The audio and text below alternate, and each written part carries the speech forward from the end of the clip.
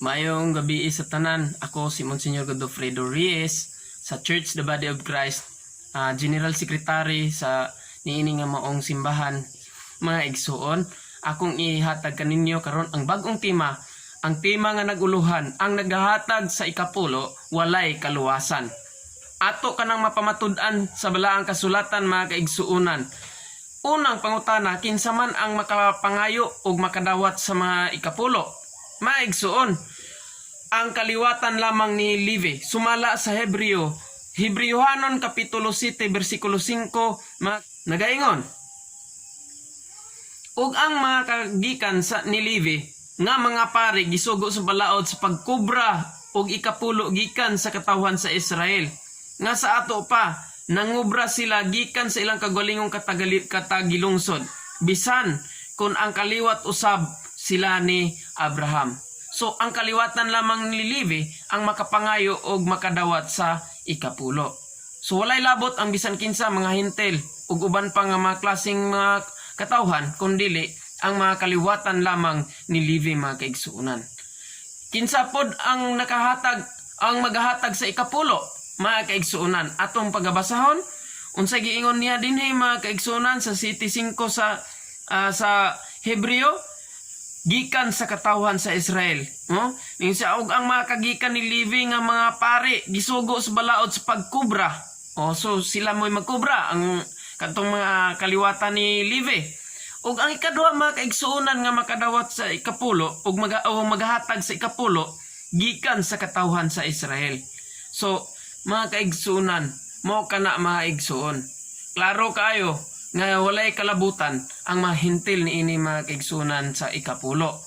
Then, ngano man nga ang kaliwatan lamang ni Levi ang makapangayo sa ikapulo? Mga igsuon, mo kina ang pangutana. Ang tubag mga kaigsunan, tungod kay kaliwatan ni Levi, wala hatagi og panulundon ni Jacob.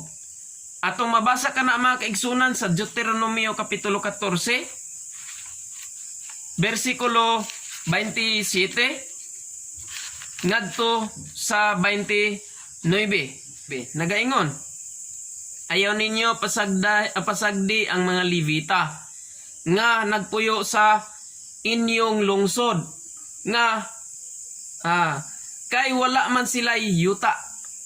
Sa katapusan sa matag tulo ka tuig, dadaan ninyo ang ikapulo sa inyong pag-abot sa inyong abot ni anang tuiga, og ibutang kini sa tipiganan sa inyong lungsod. So sa dito lang sa lungsod ipatipig. Aron adunay igong makaon ang mga Levita, og ang mga langyaw, ang mga ilo, ang mga byuda nga nagpuyo niini. Kung buhaton ninyo kini, panalanginan sa Ginoo nga inyong Dios ang tanan ninyong paningkamot. So unsa day mga kaigsuonan? Ang kaliwatan ni Levi mao ang makapangayo sila sa ikapulo, kay wala sila nga kaliwatan, wala sila hatagi og panulundon ni Jacob. So karon mga kaigsuonan, ang pangutanan, kuhaan ba sa ikapulo ang tanang abot sa binhi ug makahayupan sa kaliwatan ni Jacob? Mga kaigsuonan, nagpamatuod ang Levitico Kapitulo 27, versikulo 30, ngadto sa 32 mga kaigsuonan, nga ang mga kaliwatan o kuhaan ang tanan nga mga og ikapulo, ang bisan unsang patigayon gikan sa mga kahayupan o mga kahayupan, binhi og kahayupan sa mga kaliwatan ni Jacob. Atong mabasa mga kaigsuonan, sumala ni ini. Iya sa Ginoo ang tanang ikapulo gikan sa abot sa yuta, sa inani gikan sa uma o sa bunga sa mga kahoy, sagrado kini alang sa Ginoo. Kung may buot mulukat sa bisan unsang ikapulo niya, mudugang siya pagbayad og ikalimang bahin sa bili ni ini. Ang tanang ikapulo sa mga baka og mga karnero iphon, sa nagatiman sa maong mahayop ginamit ang sungkod og maghatag og ang matag ikanapulo nga hayop ihatag sa Ginoo ingon nga sagrado. So unsa daay mga igsoon, Klaro dai mga kaigsunan ang balaang kasulatan nga kuhaan gyud sa tanan nga patigayon ang tanang binhi o kahiyupan. Ang pangutana na usab, kuhaan ba sa ikapulo bisan pa ang patigayon sa mga lana ug bino? Sa mga lana ug bino atong mabasa kana mga kaigsuuna, Deuteronomio kapitulo 14 bersikulo 22 ngadto sa 23. Matag tuig kinahanglan gahinon ninyo ang ikapulo sa abot sa inyong yuta. So abot sa yuta, kan-an ninyo kini aron sa uban sa bino og sa lana. Ingon man usab niini ang panganay sa inyong mga baka ug mga karnero didto sa tubangan sa Ginoo sa dapit nga pilion diin didto adto siya simbaha aron makakaton kamo sa pagtahod kanunay sa Ginoo nga inyong Dios. So kuhaan gihapon usab di ay bisan pa ang patigayon sa mga lana kanang mga magkuanta og lana ug mga bino, kuhaan paghapon kana. Ang pangutana mga kaigsunan, asa man dad-a ilang ikapulo? Man unsa may kanang asa man na siya butang? Mga kaigsunan, dadon kana siya didto sa templo sa Dios mga kaigsunan. Sumala sa Malakias kapitulo 3 bersikulo 10 mga kaigsunan nga gisugo kini sa Ginoo. Yun siya.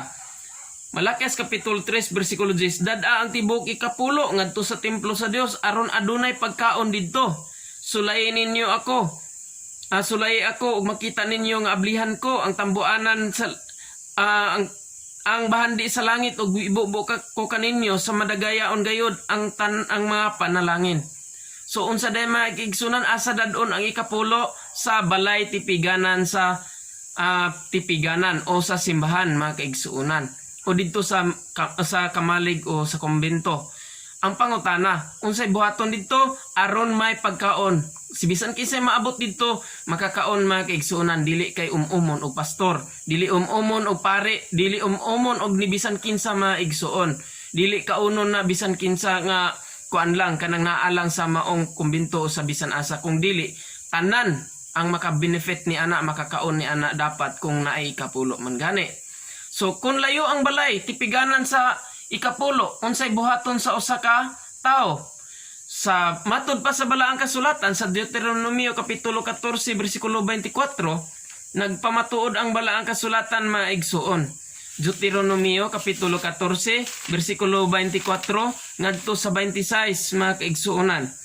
24 ngadto sa 26 sa 14. Insya. Kung kamo layo sa dapit nga lampuanan nga inyong pilion o madugay ang inyong pagbaktas o dili ninyo mahimo pagdala ngadto ang ikapulo sa inyong abot nga ihatag ninyo sa ginpalit ninyo og kini og baka o karnero o bino o bisan unsa nga inyong gustuhan, kan-a kini og paglipay kamo sa inyong panimalay atubangan sa Ginoo nga inyong Dios. So kung panalit ko anday ang ikapulo pwede dahil sa ato ang mga panimalay, mga kaigsuonan, ipalit kinig baka o makakaunta sa atong ikapulo. Atong ipakuan og natay mga kuan na mga bisita o pabisitahon nato ang atong mga bisita. Kana nga mga ikapulo, credited kana siya sa unang panahon. Nangibalo ba ang Dios nga ang maghatag si kapulo nakapangawat sa Dios? Mga kaigsuonan nakahibalo kay sumala kini sa Malakias kapitulo 3 bersikulo 8 ngadto sa 9 nga nahibalo ang Dios nga ang naghatag og ikapulo nakapangawat kini siya sa Dios. Atong mabasa o tong basahon ang Malakias kapitulo 3 bersikulo 7 ngadto sa 9. Malakias 3:7 ngadto sa 9. Nagaingon, kamo sa inyong mga katigulangan naglapas sa akong balaod apan pamalik kamo nga kanako og dawaton ko kamo, nangutana kamo unsay buhaton namo aron pagbalikan nimo. Mangutana ako, matarong ba ang usa ka tawo nga sa pagtika sa Dios? So gitikasan sa Dios ang Dios. Dili apan gitikasan ako ninyo sa unsang paagi sa mga ikapulo og mga halad. So niini mga igsuon pinaagi tikas diay ang nahitabo mga kaigsuonan sa mga katawhan sa unang panahon mo nang wala gingon siya gitunglo kamong tanan kay ang tibuok nasod nanikas kanako. So kung manikas gyud mga kaigsuonan, kung tikasan kay may mga tao nga tikasan kanang ni ang labi na sa mga maghalad, labi na mga buta, mga piang ug uban pa nga mga naay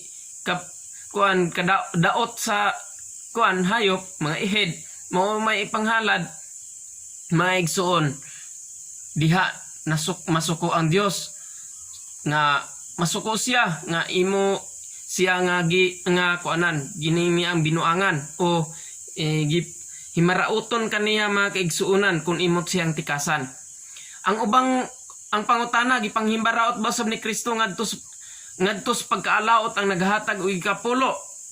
Maigsuon, mabasa Mateo 23:23 nagaingon, pagkaalaot ninyong mga magtutudlo sa balaod o kamong mga Pariseo, mga tigpakaroningnon, naghatag kamo ngadto sa Dios o sa ikapulong bahin, bisan gani sa malamas sa herba buena, sa anes o sa kaningag, apan wala ninyo tumana nga ang mas importanteng pagtulunan sa balaod ingon nga pananglit sa hustisya kaluoy sa mga kamatinud-anon.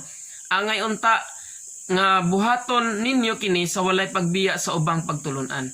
So mabiyaan naman ang ubang pagtulunan kay tuan na perminti sa nagkuan sa ikapulo ng likta maigsoon ning nana ang naitabo dili na magpaburot na lang, magpadato na lang silang kaugalingon tungod og dili na mahimo na hinong tikasan sa pagpangalagad diha sa Ginoo imbis para sa Ginoo para na hinon maburot maigsuon. So niana ang pangutana, makasulod ba sa gingharian sa Dios ang kawatan o limbungan mga kaigsuonan? Atong paggabasahon mga kaigsuonan, mabasa ka na mga kaigsuonan sumala sa 1 Korinto kapitulo 6 bersikulo 9 mga igsuon. Adunay giingon dinhi mga igsuon sa 1 Korinto 6:9 ngadto sa 10 nagaingon, sa walay duha-duha nasayod kamo nga ang mga daotan. So daotan ha, dili makasulod sa gingharian sa Dios. Unsa maning mga kuana, ayaw ninyo limbungin inyong kagalingon kay ang mga tao nga kay ang mga tao nga makighilawason nagsimba og Dios mo, mga Dios mo kini ang mga daotan ha, og mga kining ni ang dili makasulod sa gingharian sa langit o mananapaw. Kanang mga kuan diha nangabit. Hinaot unta nga undangon na ninyo kay di gina kuan pamaagi nga makasulod ka sa gingharian sa langit, nakasulod lang ka sa pamaagi nimo. So ug nagaingon pa gyud dinhi o sa mga makighilawas sa isig ka lalaki o isig ka babaye, mga bayot ug tumboy, undangin na ninyo. O kawatan katong mga awat, mga kurakot o hakog katong mga kuan kini ni ang makakita ug ilaha halos ilaha na tanan ug ang katong mga katawhan luoy na kaayo kay dili dili na sila makadawat, dili na mapatas tungod kay naay sabotahe, naay hoarding, naay mga gihimo nga mga aron lang pagpaningkamot, aron lang musubra pagkadato. Hundangan na ninyo mo mga palahubog, kanang mga palahubog, malabanan og inom, kanang mga magbarag-barag na, mangnumbag na, undangin na ninyo, di na makasulod, di ka kasulod sa gingharian sa langit, mga tigbutang-butang, kanang hilig kayo mo manlibak, undangin na ninyo, o mga malapason sa balaod, o katong mga kuan, kini ang imbis isa lang ka punuan, himuong pulo ka punuan ang pagputol, o kung kuan naghahatag adunay kuan isa ka kuan kini ang og kining bisan pa og kining ni ang dili pwede mo gawa sa balay o ang mga bata ay moadto pakuanon gihapon, kuyogon gihapon, then hangyoon din ang mga pulis. No, dili maayo na, dili makasulod sa gingharian sa Dios. So mo kana mga kaigsuonan. So ang kawatan mga kaigsuonan o malimbungon dili gyud makasulod sa gingharian sa langit. So dili nato tikasan ang Dios, ang wala sugua sa paghatag og ikapulo dili maghatag og ikapulo kay matunglo raman gihapon mga kaigsuonan sa Dios, mahimo man nga malimbungon. So kung pananglit sa tong kaugalingon naa nato ang paghatag gyud, naa man nato ang tong paghatag kinasing-kasing gayud mga kaigsuonan. So ang ikapulo dili man gipaundang, wala may bahid sa balaang kasulatan nga gipaundang apan mga kaigsuonan kung naghatag kag ikapulo or tithes kinahanglan nga gikan gayod sa tinuod nga pamaagi, dili sa limbong nga pamaagi, kay dili gina makasulod sa gingharian sa langit. Daghang salamat.